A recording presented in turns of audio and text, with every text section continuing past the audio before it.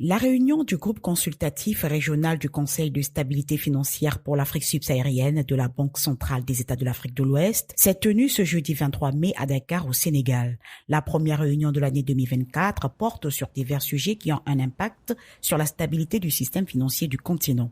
Présidé par Jean-Claude Cassebro, gouverneur de la Banque centrale des États de l'Afrique de l'Ouest, à l'entame de ses propos, le gouverneur a fait un tour d'horizon sur les évolutions économiques récentes au plan mondial. Au plan mondial, les risques qui pèsent sur la stabilité financière à court terme se sont atténués dans un contexte marqué par une orientation favorable de l'activité économique, une relative baisse des tensions inflationnistes, une attitude optimiste des marchés financiers internationaux et un début de détente des conditions financières internationales.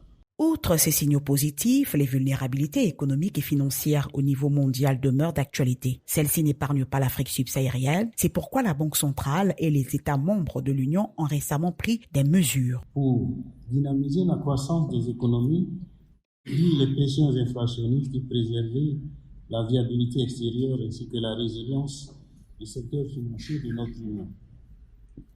Pour faire face aux fortes tensions sur les prix, la Banque centrale a entamé un resserrement de sa politique monétaire depuis juin 2022 à travers plusieurs hausses de ses taux directeurs. Elle a également initié des actions pour renforcer la résilience du secteur bancaire. Dans ce cadre, plusieurs lois ont été adoptées en 2023, notamment la loi sur le secteur de la microfinance, la loi sur la lutte contre le blanchiment des capitaux et la loi bancaire. Ces évolutions réglementaires ont permis d'aligner le cadre juridique avec les standards internationaux et de tenir compte des vulnérabilités et opportunités intervenues au cours des années récentes. Par ailleurs, le montant du capital social minimum des banques a été doublé à 20 milliards de francs CFA en vue de renforcer la solidité des banques et leur capacité à davantage financer les économies des États membres de l'UEMOA. De plus, les pouvoirs de supervision et de résolution bancaire de l'autorité de contrôle ont été renforcés. La BCEAO s'est en outre résolument engagée à soutenir et à accélérer la digitalisation, particulièrement de nos économies, à travers la mise en place en 2024 d'une plateforme interopérable pour assurer le paiement instantané de l'Union.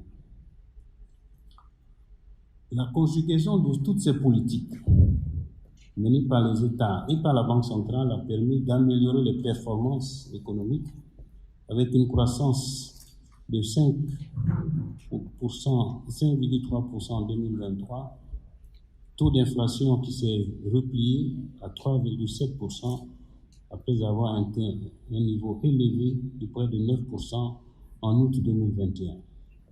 Le secteur bancaire demeure résilient avec un ratio de solvabilité au-dessus de la norme. En plus des questions relatives aux vulnérabilités qui affectent les économies mondiales et celles de l'Afrique subsaharienne, la session sert de cadre d'échange et de partage d'expériences sur des thématiques de l'heure. La réunion est également pour nous un creuset d'échange et de partage d'expériences sur des thématiques importantes que vous avez présentées.